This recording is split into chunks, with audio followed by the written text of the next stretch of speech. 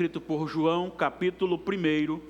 Nós leremos os versículos 11 até o versículo 13.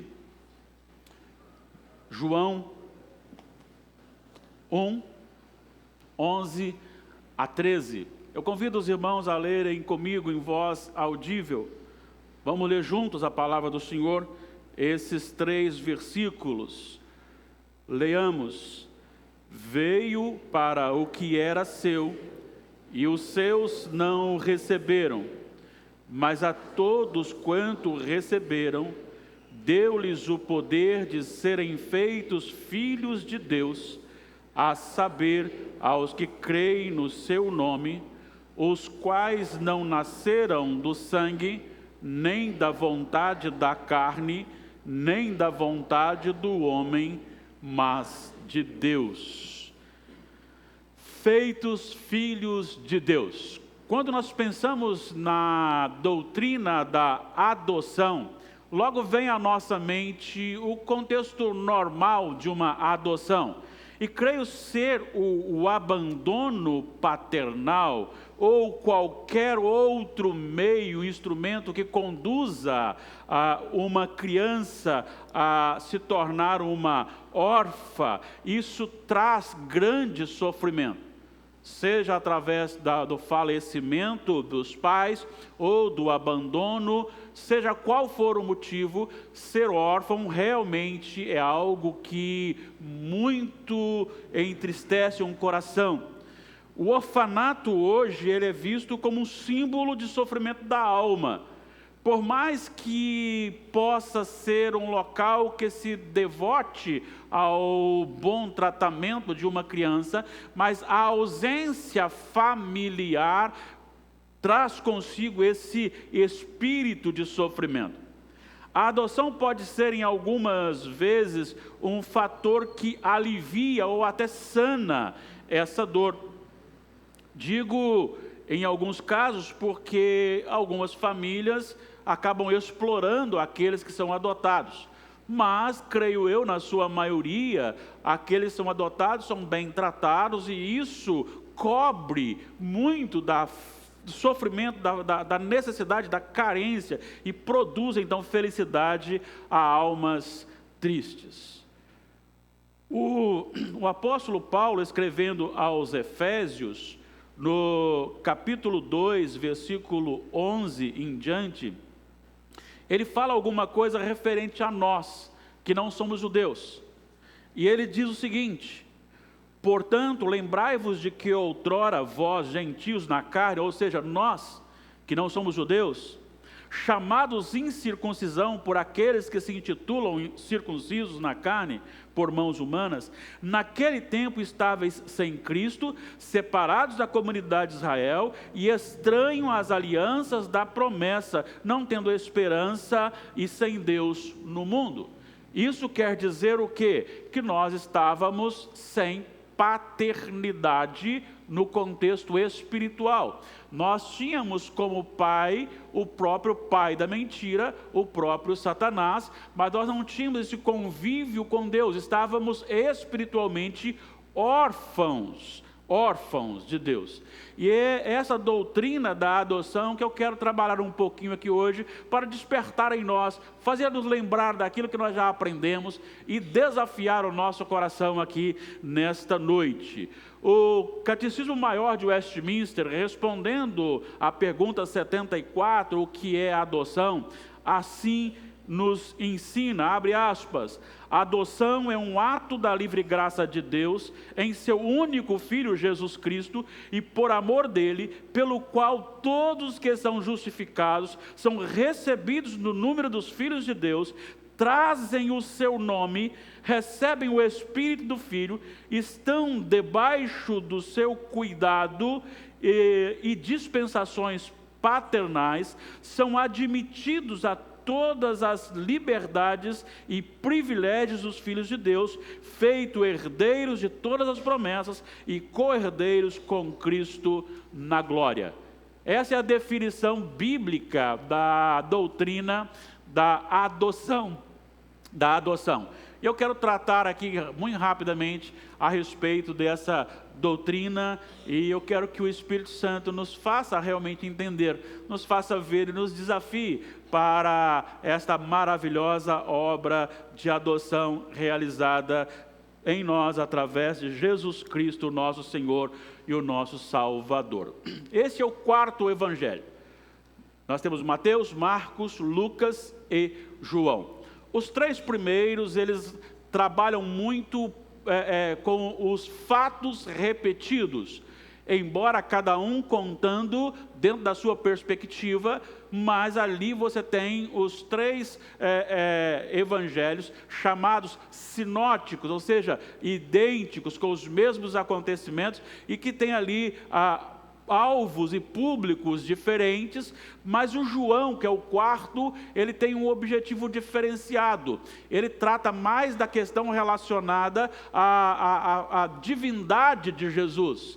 Nós, para alguns já encerrados, outros encerrando o Evangelho de João aí nos PGs, nós vimos isso, que do primeiro capítulo ao último capítulo de João, o objetivo central do apóstolo é apresentar Jesus como Deus, como Filho de Deus. E aqui neste primeiro capítulo, ele então apresenta Jesus como Deus. Nos primeiros versículos, ele diz: no princípio era o verbo, e o verbo estava com Deus, e o verbo era Deus. Ele estava no princípio com Deus, todas as coisas foram feitas por intermédio dele, e sem ele nada do que foi feito se fez. A vida estava nele, e a vida era a luz dos homens. A luz resplandece nas trevas, e as trevas não prevaleceram contra ela.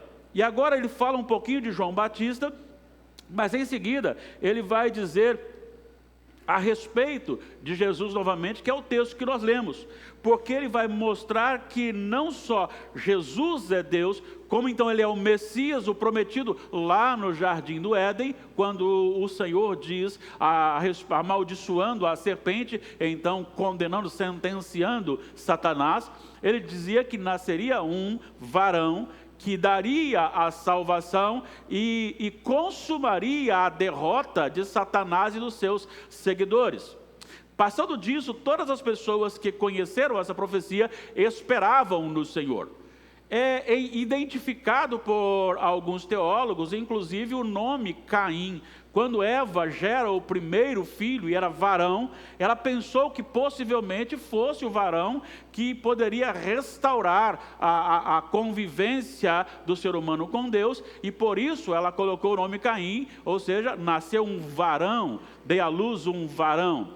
E se você observar, você tem em todas as Escrituras relatos de pessoas que, conhecendo a promessa, estão aguardando a salvação, este Messias, este que viria para salvar. E quando você encontra Moisés, ele está já no final do seu ministério, e narra que Deus diz assim: levantarei um semelhante a Moisés, falando de Jesus. E do decorrer da história você encontra Jó dizendo: eu sei em quem tenho crido, e estou certo. Não é isso não. Eu sei que o meu Redentor vive. Isso é uma pegadinha, né? Eu sei que o meu Redentor vive, e por fim se levantará. Eu me lembro de um professor que, não do seminário, mas numa outra faculdade, que a gente fez como complemento, ele dizia que esta fala de Jó não se referia a Jesus, se referia ao resgatador familiar, mas eu discordo plenamente dele, com todo respeito, porque o versículo seguinte fala que a minha alma descansará. Então Jó estava falando realmente uma profecia referente àquilo que ele tinha ouvido de Jesus. Você tem também, quando Jesus nasce, é levado ao templo, e ali Simeão pega e adora ao Senhor, dizendo que era algo esperado. A profetisa Ana, da mesma forma, diz que essa salvação era esperada. Então todos aqueles que tinham conhecimento esperavam essa salvação, mas alguns dos judeus, a sua maioria, não creu nisto. E é por isso que o texto diz: veio para o que era seu, mas os seus não o receberam. Mas a todos quanto receberam, deu-lhes o poder de serem feitos filhos de Deus, a saber os que creem no seu nome. Então, através da rejeição do povo judeu, do Messias, que eles viam o Messias devendo nascer talvez num palácio, sendo carregado, sendo servido, sendo exaltado como alguém de posição, e não simplesmente um filho de carpinteiro, nascido lá no meio de todo o povo normal, que trabalha um serviço pesado e que não tem nenhuma posse financeira para lhe dar status, e que nasce até numa casa humilde, em que nasce do lado de animais. E eles rejeitam porque esse Jesus veio, e ele não veio para tomar o trono. Ele não chegou perto do presidente da república e disse: sai daí que eu vou me assentar. Não, ele veio no reino espiritual, ele veio para fazer a diferença, e ele veio para servir. Como pode Deus servir? Como pode o Filho de Deus ser servo? Não pode acontecer. E é isto que tanto o Antigo Testamento fala: Jesus é servo, como isso é realizado e comprovado no dia a dia de Jesus. E por isso eles rejeitam. E essa rejeição, dentro de um propósito de Deus, abriu para que nós também pudéssemos receber a salvação em Cristo Jesus, sendo agora adotados nele, porque não somos o povo dele. Ele nasceu como judeu, por isso o judeu tem a primazia, mas nós somos gentios e fomos então enxertados nesta oliveira. E diante disso eu quero destacar aqui algumas coisas importantes para a nossa vida neste processo de adoção. E a primeira lição que eu quero destacar aqui é que a nossa filiação só pode ser realizada em Cristo Jesus. Mas eu já sei disso, pastor, mas você precisa lembrar disso. Eu preciso ser lembrado disso todo dia. Olha só o que ele diz nos versículos 11 e 12. Veio para o que era seu, mas os seus não o receberam. Versículo 12, mas a todos quantos o receberam, deu-lhes o poder de serem feitos filhos de Deus, a saber, aos que creem no seu nome. Vejam bem, mas a todos quantos receberam, deu-lhes o poder de serem feitos filhos de Deus, a saber, os que creem no seu nome. Ou seja, o sacrifício de Jesus, a sua ação na terra, a sua ação na cruz, a sua ação após a ressurreição, agora no céu, isso, crendo, eu posso ser ajuntado ao povo de Deus. Mas é interessante porque ele diz, olha só a expressão: deu-lhes o poder de serem feitos. A expressão que João usa aqui não é a expressão deu-me o poder de me fazer filho, mas ele deu-me o poder de ser feito filho. Então por isso é o processo da adoção, em que eu sou escolhido e sou ajustado legalmente à família da fé.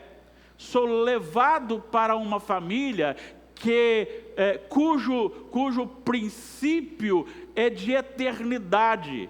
E eu agora então nesta família, com esse título, o título de irmão de Jesus, filho de Deus, eu sou conduzido rumo à eternidade, seguro dentro de toda a herança que Deus me deu, mas isso através de Jesus. O que está comigo é o crer, é fé, não é ação, mas o crer me conduz à ação, porque eu olho, eu vejo, eu entendo e eu me entrego a Jesus. Mas isso é colocado em mim, eu sou feito em Jesus. Só posso ser adotado dentro do processo legal de restauração. Os meus documentos estavam todos caducados, os meus documentos estavam em falha com o tribunal celestial,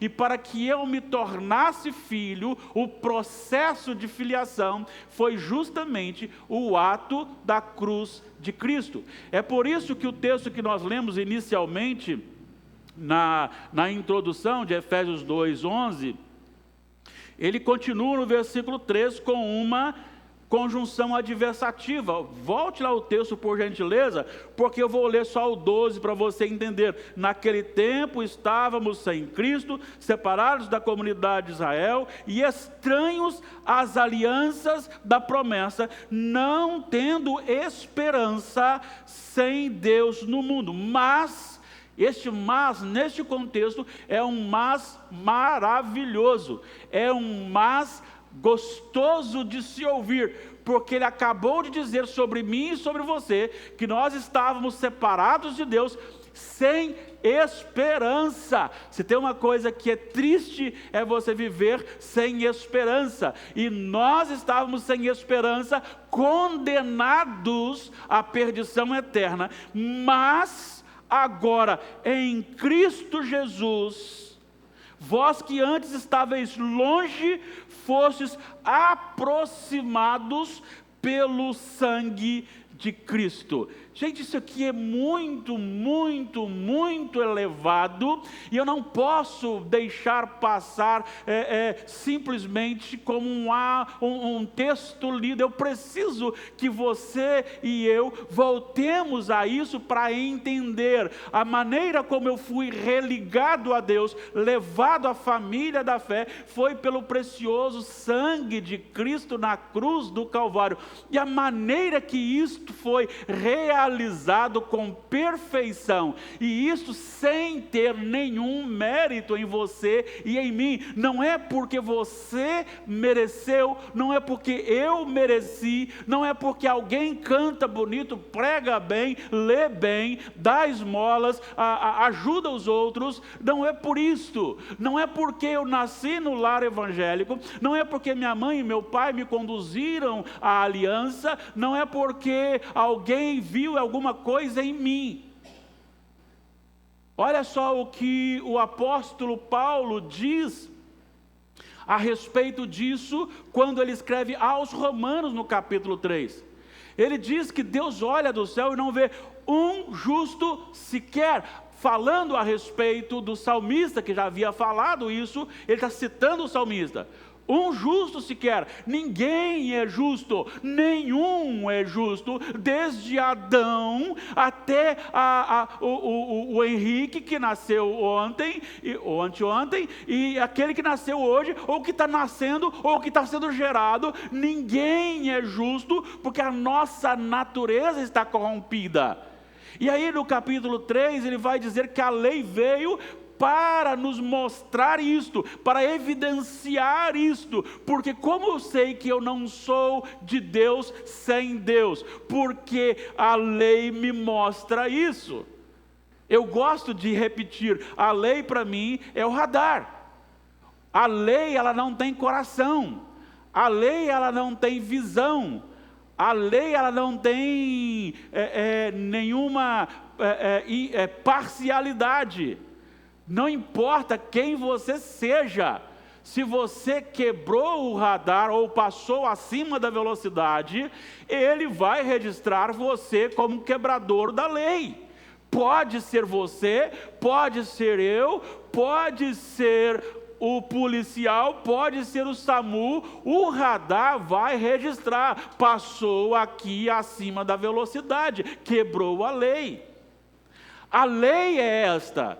A lei diz para você, não faça isso. Se você fez, automaticamente você se tornou culpado.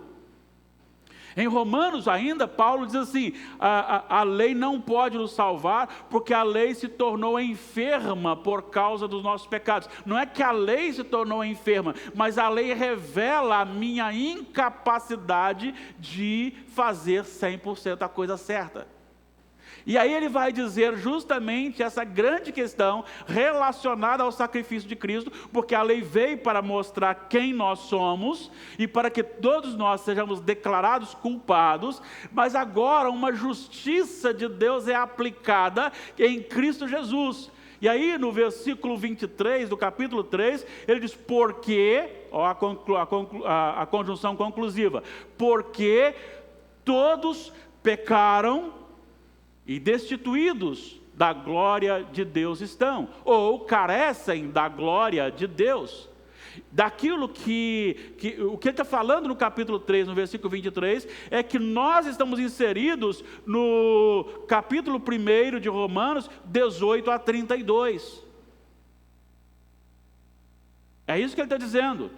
Ele está dizendo que nós, sem Jesus, não podemos falar nada. Eu não posso bater no peito, porque a lei disse que eu sou pecador. E aí, quando eu olho para o versículo 24 de Romanos 3, eu leio, justificados gratuitamente na sua graça.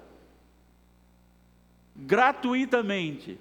Sem motivo nenhum. Lembrem que eu já falei para vocês aqui em outros momentos, que a palavra gratuitamente é a mesma usada por João no capítulo 15, versículo 20, para relatar sobre Jesus, quando Jesus diz assim, odiaram-me sem motivo.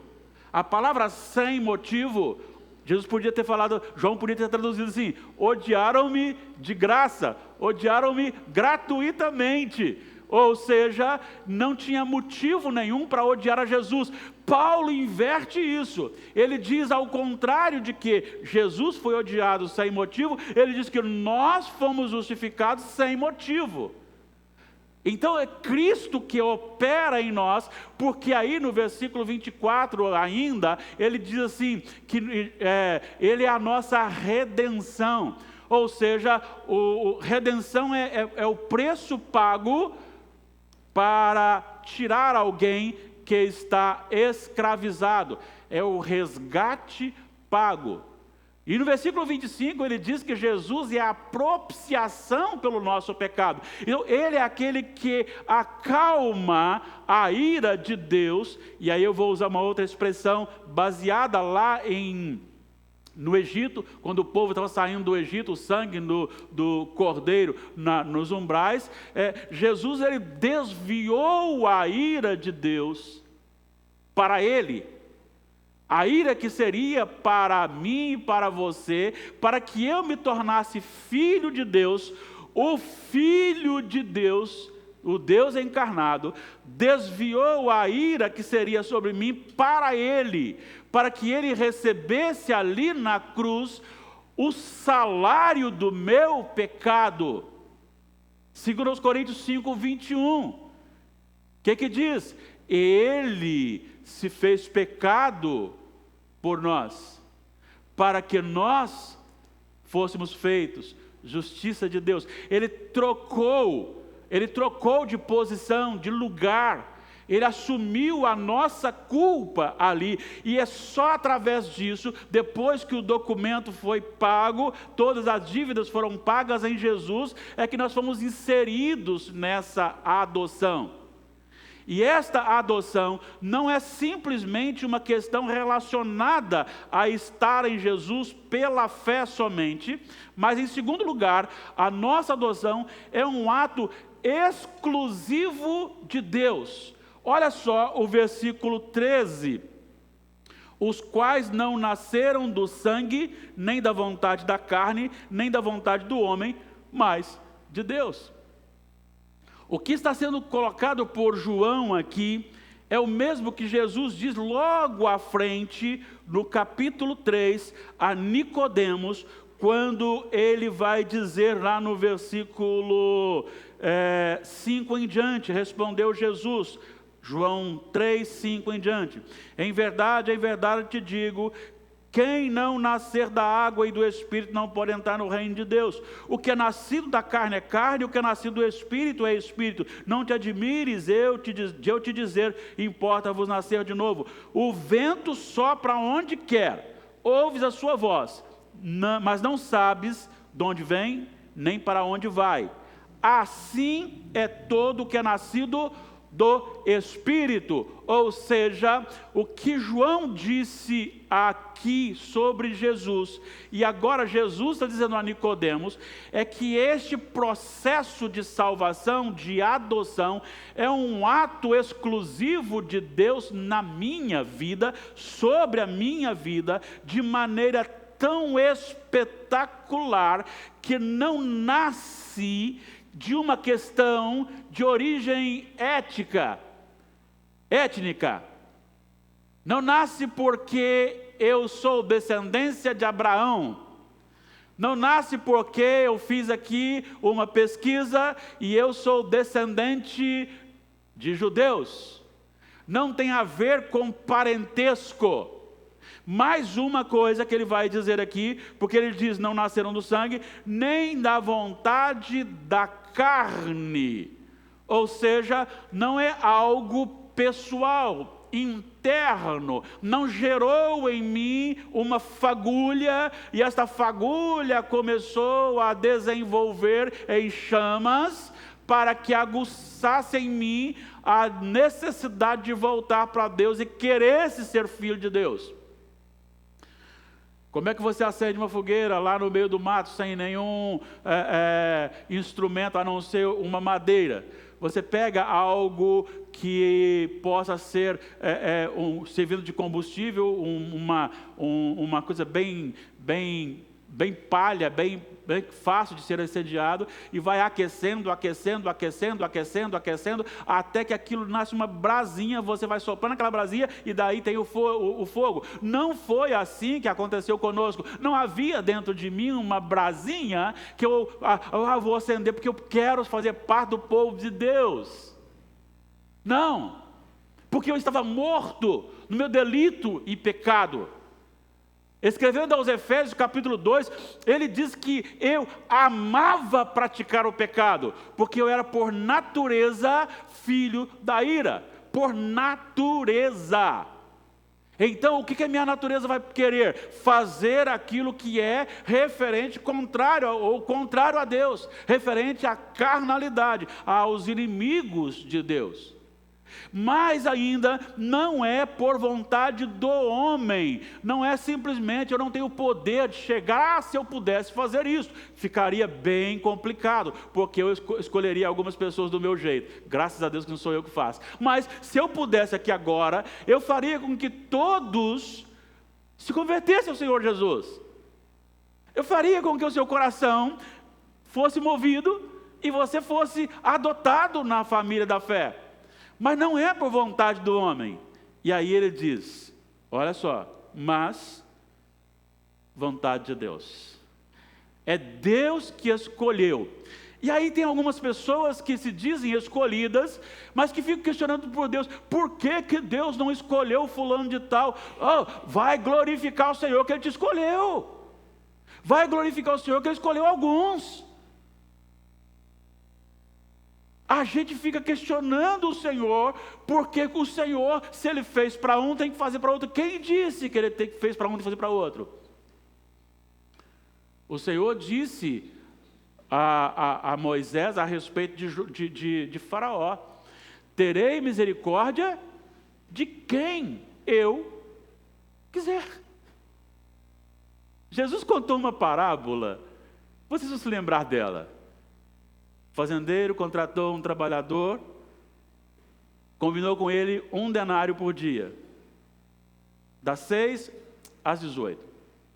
De repente ele sai lá por volta das 9 horas e encontra alguém à toa, sem serviço. O que você está fazendo aqui? Sem serviço. Quer trabalhar para mim? Quero, então vai trabalhar. Então o moço foi trabalhar às 9, já tinha um trabalhando às 3, já tinha 3 horas de trabalho. Daí a pouco, meio-dia, ele chega lá, tem outro. Vai trabalhar para mim? Ele vai trabalhar. Daí a pouco ele sai, já está no final da tarde, às 17 horas, encontra mais um, e ele diz, vai trabalhar para mim. Na hora de pagar, ele começa a pagar aquele que trabalhou 1 hora só.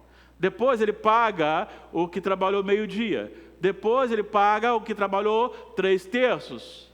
Enquanto ele está pagando esses, aquele que trabalhou das 6 da manhã às 18 horas disse: opa, se o rapaz ganhou 1 denário por 1 hora, eu vou ganhar no mínimo 12 denários.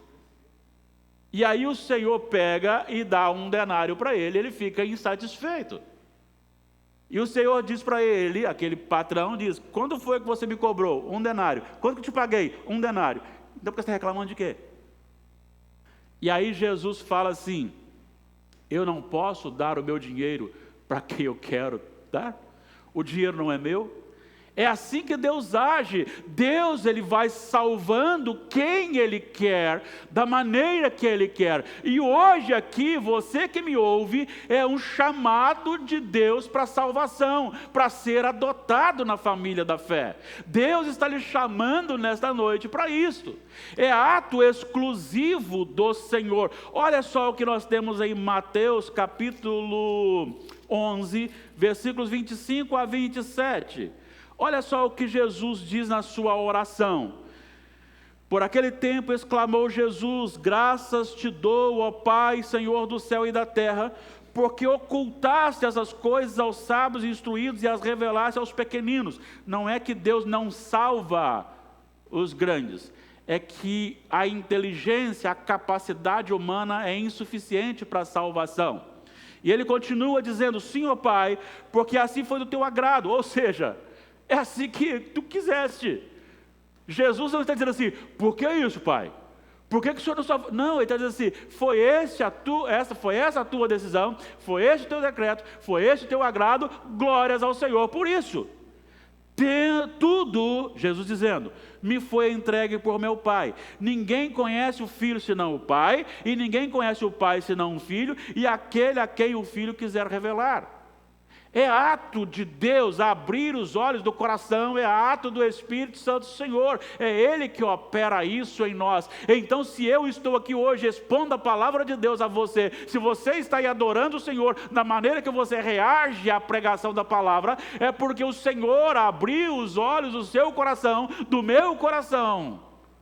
Não é porque nós somos melhores, mas porque Ele operou isso em nós. Ainda em João, mais à frente, capítulo 6, 2 versículos apenas, o 37 e o 44. Olha só o que ele diz com respeito a esta salvação. O 37 ele diz: todo aquele que o Pai me dá, esse virá a mim.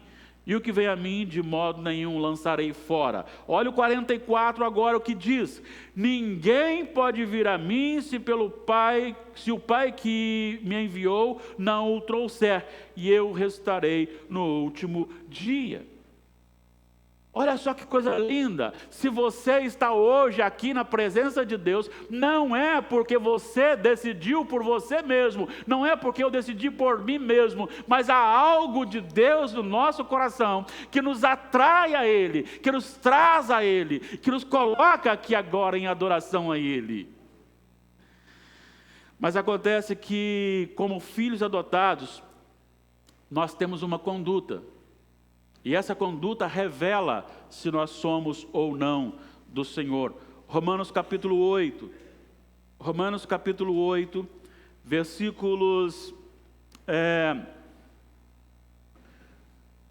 12 em diante, mas eu vou pegar lá mais à frente, vou pegar 16 e 17, ou melhor, 14, perdão. Pois todos os que são guiados pelo Espírito de Deus são filhos de Deus. Então, como é que eu vou saber se eu sou filho de Deus? Se o Espírito me guia, ou seja, se eu obedeço às ordenanças do Espírito Santo do Senhor. Agora, eu quero viver desobedecendo e sou filho de Deus? Não, então nem todo mundo é filho de Deus. Todo mundo é criado por Deus. Agora, filho de Deus é somente aquele que é adotado pelo Espírito Santo. Olha só o que ele continua dizendo no versículo 15. Ele diz: porque não recebeste o espírito de escravidão para viveres outra vez atemorizados. Tem muito crente que está recebendo um fardo pesado da lei. Se você não fizer isso, não fizer aquilo, não fizer aquilo outro, não fizer aquilo outro, não fizer aquilo outro, Deus vai lhe punir. E aí você fica com aquele medo, você faz porque se você não fizer, Deus pune. Mas você não recebeu o espírito de escravidão, mas de adoção. Olha o que ele diz: para viveres atemorizados, mas recebeste o espírito de adoção, baseados agora, ou seja, com essa adoção, eu posso clamar, Abba, Pai. Abba, aqui, não é só o sentido de paizinho, paizinho, paizinho, é muito mais que isso. É essa intimidade que você tem com o seu pai, mas é uma intimidade profundamente reverente, em que eu sei que eu posso me aproximar dele, eu sei que eu posso abrir meu coração com ele, eu sei que eu posso estar no colo dele, abraçado por ele, mas ele continua sendo autoridade sobre mim. Então eu sou adotado no Senhor como filho de Deus. E aí vem o próprio Filho, testifica com o próprio Espírito, testifica com o nosso Espírito que somos filhos de Deus. Ou seja, ele me adequa, ele move o meu coração, e isto me induz em Jesus buscar a Deus o Pai. Você não deve orar a mais ninguém a não ser o Pai, em nome de Jesus. Mas ele continua, porque agora nós somos não só íntimos de Deus, reverentemente, mas nós somos também herdeiros com Cristo. E aqui eu preciso destacar duas coisas. Olha só o que ele diz no versículo 17. Ora, se somos filhos, somos também herdeiros de Deus e co-herdeiros com Cristo. É isso que muitas pessoas não estão entendendo. É por isso que a maioria das músicas cantadas como cânticos espirituais não refletem a Bíblia Sagrada, porque é aquele triunfalismo, como se você fosse de mais importante, fosse o maior vencedor, e por você mesmo, Deus era obrigado a lhe conduzir, a lhe blindar, a lhe conduzir. Esquece de que ser herdeiro de Deus e co-herdeiro com Cristo envolvem duas coisas. A primeira está no texto: sofrermos com Cristo. Sofrermos com Cristo. Nós não gostamos dessa expressão. Nós não gostamos disso porque o evangelho pregado por muitos é o evangelho falso, é o evangelho hipócrita, é o evangelho que ele dá como se você fosse um príncipe ou uma princesa aqui, blindado de tudo e qualquer problema. Não, você é príncipe e princesa porque você foi adotado na família real. Mas enquanto você está aqui, uma das coisas que você e eu herdamos é o sofrer com Cristo. Jesus nunca enganou ninguém. Olha só, se você passar em frente a algum local onde tem o nome de igreja, você encontrará uma placa bem na porta dizendo: pare de sofrer. Pare de sofrer. Mas se você ler Mateus capítulo 10, se você ler o mesmo evangelho de João, que ele fala a respeito do próprio sofrimento, e Jesus falando: no mundo tereis aflição, você vai ver que esse modo de pare de sofrer não existe, a não ser que seja um sofrimento dessa culpa, desse fardo colocado pela lei. Mas no sentido físico e emocional, nós somos chamados e herdamos com Cristo também o seu sofrimento. E o sofrimento causado a Cristo foi justamente por causa da sua fidelidade ao Pai. Olha, deixa eu falar de novo para vocês.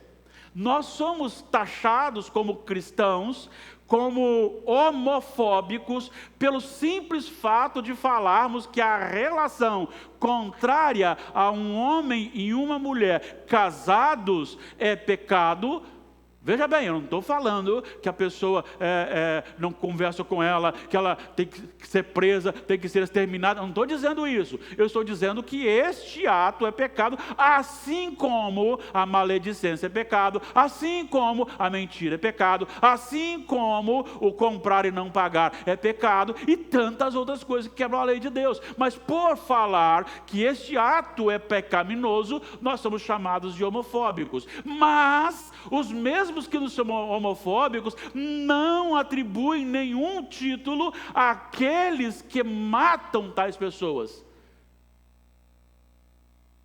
Porque você tem, por exemplo, entre os muçulmanos,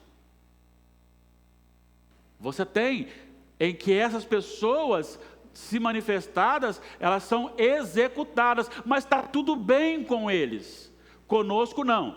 O problema é você e eu? Não. É Jesus. É Jesus. Simplesmente Jesus. Você é capaz de ver direitos humanos querendo impedir que missionários entrem em tribos indígenas, porque aquelas tribos que carregam a tradição de tirar a vida de bebês que nascem com problemas físicos, eles dizem, não, vocês não podem entrar lá não, é cultura, deixa eles fazerem. São capazes de dizer isto, e são capazes de nos acusar, mas não tem a ver conosco a respeito da homofobia, não tem a ver conosco, tem a ver com Jesus Cristo. João capítulo 15, versículo 18, o Senhor Jesus diz o seguinte: sabeis que antes de odiar a vocês, o mundo me odiou a mim. Então o ódio a você não é por causa de você, é por causa de Jesus. Se você eliminar Jesus, está tudo bem. Você não pode ter Jesus. Em Filipenses 1, 29, nós encontramos também que nós recebemos a graça de padecermos por Cristo, não apenas de crermos nele. Então o sofrimento é uma herança que recebemos com Cristo, enquanto estamos aqui, porque o mundo odeia a Jesus, e o mundo vai odiar você também, e a mim também, porque ele odeia a Jesus. Mas não é só do sofrimento.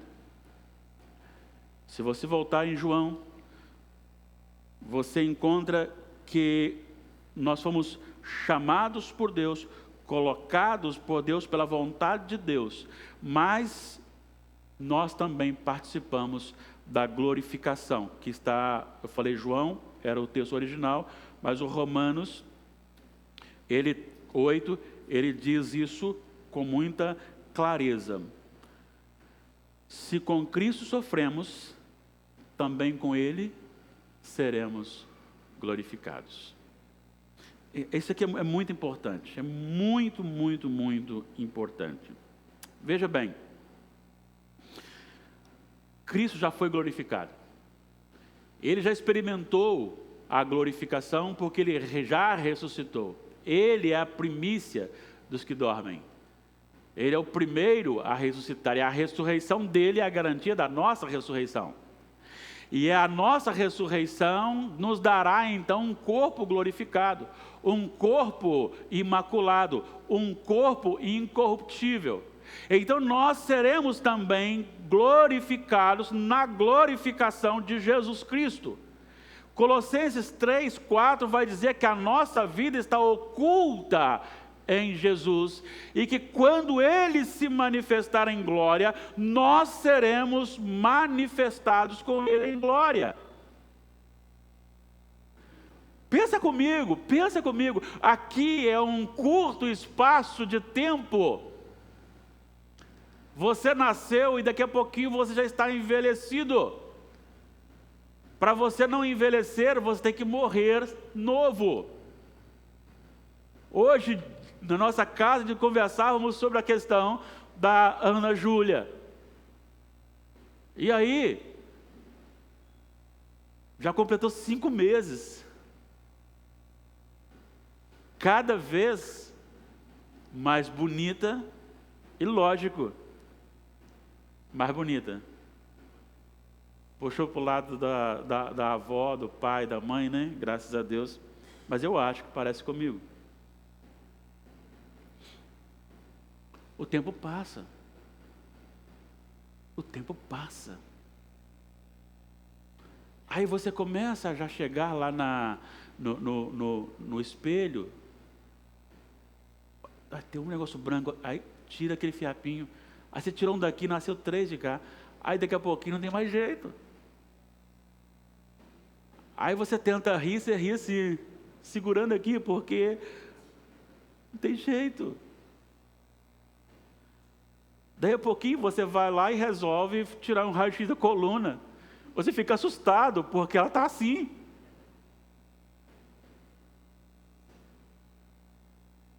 Aí você vai ajoelhar para se levantar, tem que alguém te ajudar, porque o joelho já foi, não tem mais jeito. Aí você está com uma brincadeira, alguém fala assim, toca a bola, Wendel, na frente diz assim, pega como? Já foi. A gente envelhece e passa muito rápido. Só olhar para mim e para Damares. Nós chegamos aqui com as moças bonitas desta igreja, bebês, criancinhas, meninos que nasceram depois, são bateristas da igreja, violinista. A vida passa, o tempo passa. E daqui a pouquinho, chegou o dia, comunicamos com pesar o falecimento do pastor Everson.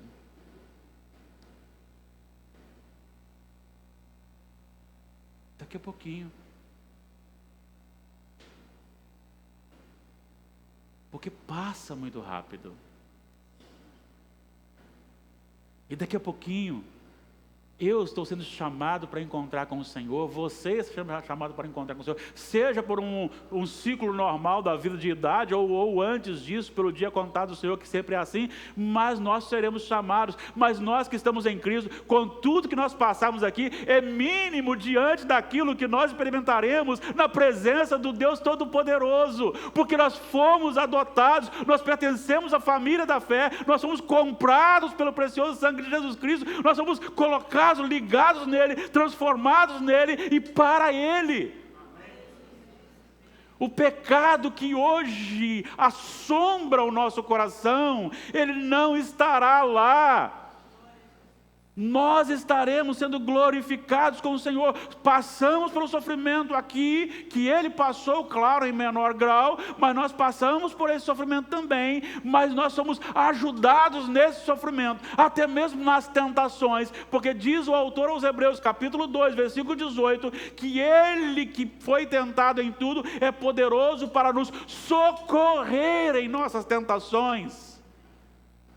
O capítulo 4 da mesma epístola aos Hebreus, capítulo 4, versículo 15, nos informa que nós temos sumo sacerdote no céu, porque Ele é capaz de nos suprir em todas as nossas fraquezas, porque Ele foi tentado em todas as circunstâncias possíveis ao homem e sem pecado. É nesse Jesus que nós vencemos aqui e vencemos para sermos glorificados juntamente com Ele. Nós somos adotados para o céu, nós somos adotados para a nova terra e para o novo céu.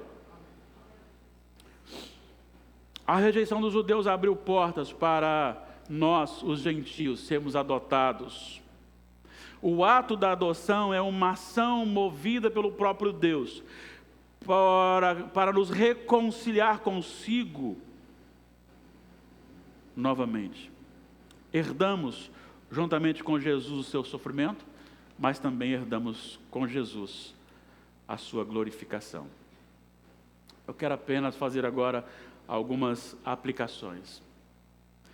Que maravilha ouvir isso, que apesar de mim, Deus me adotou em Cristo Jesus. Legalmente, não há como. Sabe quando chegar no último dia e o diabo querer apresentar alguma acusação? Eu tenho um registro, sou filho de Deus. E esse registro não pode ser apagado. Ele não pode ser comido por traças, porque ele é firmado na eternidade. Agora, o que isso tem a ver comigo? Somos filhos de Deus, sem sermos o povo de Deus como nação. Fomos adotados em Cristo e tornados o Israel espiritual de Deus. Porque nós somos filhos da promessa e não de sangue. O sermos adotados em Cristo é um ato exclusivo de Deus que transformou a nossa natureza e colocou em nós o sangue real. Corre em nossas veias um sangue diferente, um sangue da família real, do Rei dos Reis, do Senhor dos Senhores. Legalmente somos filhos, tornados dignos dos direitos divinos de Jesus. Veja bem, parece um pouco estranho, mas fomos tornados dignos. Nós não somos dignos por nós mesmos, mas em Cristo nós somos tornados dignos. Sofremos como Cristo sofreu e seremos também glorificados como Ele foi, é e sempre será glorificado. A grande questão é, primeiro, você que está aqui me ouvindo, será que nós temos DNA divino? Você já experimentou esse novo nascimento, essa adoção em Cristo Jesus? Faz parte da família da fé? Pedro, o apóstolo, escrevendo a sua primeira epístola, ele diz que nós fomos regenerados com semente incorruptível, semente divina, plantada em nosso coração. Segunda pergunta: se nós somos parecidos com o nosso irmão supremo, Jesus? Porque veja bem, é uma coisa interessante. Você tem, eu vou citar de novo a Ana Júlia. Algumas pessoas dizem assim: Ana Júlia é a cara do William e da Natália. Aí o outro olha e fala assim: nossa, ela é a cara, não, da Damares e do William e da Damares. O outro já olha e fala assim: ela parece bastante com a Natália. Por que isso? Porque ela é filha de William e de Natália, ela tem o DNA dos dois, ela tem traços dos dois. Ela pode até, em momentos, ser mais parecida com um ou com o outro, mas tem traços dos dois. E alguns são até identificados na maneira de falar, a maneira de fazer gestos. Hoje mesmo, a Damares falou uma coisa lá, eu falei assim: olha, eu ouvi a sua mãe falando isso agora. Não tinha nada a ver, ela não estava lembrando da mãe dela, mas a expressão é idêntica. Embora o assunto possa ser diferente, mas é idêntico, porque nós nos parecemos com o nosso pai. Se você olhar, as pessoas falam assim: olha, você se parece muito com o seu irmão. Nós temos traços. Agora, se fomos adotados em Jesus, nós precisamos também ter esses traços de Jesus, sermos parecidos com Jesus. Será que as pessoas veem condutas reais, no sentido reino de Deus, no nosso dia a dia? A maneira como eu me porto com as pessoas, elas conseguem ver Jesus na minha vida, elas conseguem saber que eu sou filho de Deus, da maneira como eu respondo, da maneira como eu olho, da maneira como eu falo, da maneira como eu ajo. Será que as pessoas estão vendo Deus na minha vida? Será que eu sou um governo de Deus? Será que o meu coração é um trono de Deus? Será que eu manifesto que eu sou filho de Deus?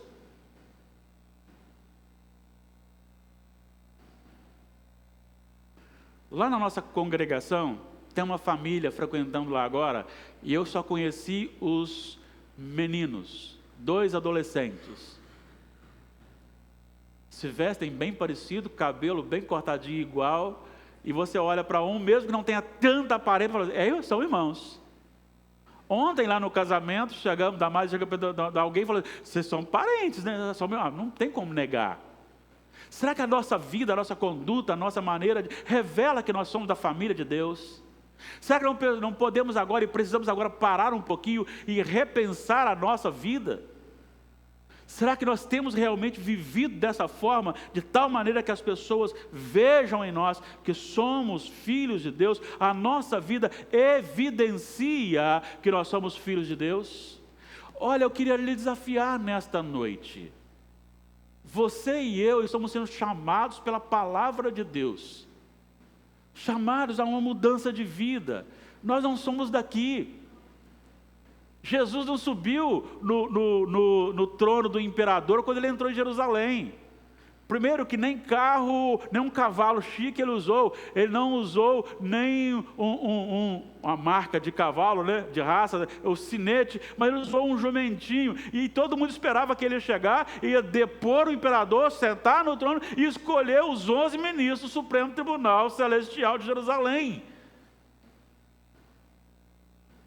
Ele ia destronar Alexandre o Grande e colocar lá Pedro em culto.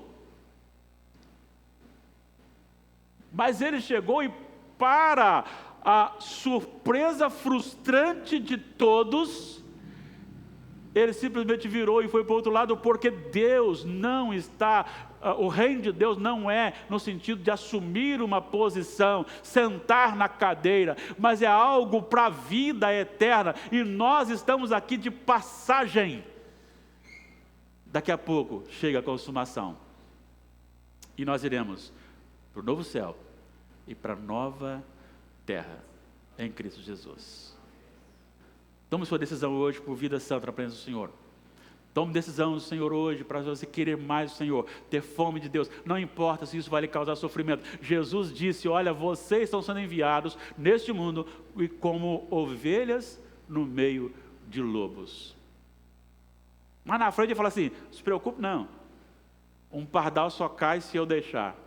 Eu sei quantos fios de cabelo tem na sua cabeça. Por mais que você tente fazer implantes, até do implante eu sei quanto tem. Se perdeu tudo, eu sei quanto tem também. Se está branco, eu sei. Eu não sei quantos fios de cabelo preto eu tenho, mas Deus sabe quantos fios de cabelo preto eu tenho, se os tenho. Deus sabe. Então ele diz: fiquem tranquilos, porque se tiver de morrer, só vai morrer mesmo. Só que aquele que morre pelo Senhor vive para o Senhor. Deus abençoe seu coração e a sua vida. Que você seja feito filho de Deus em Cristo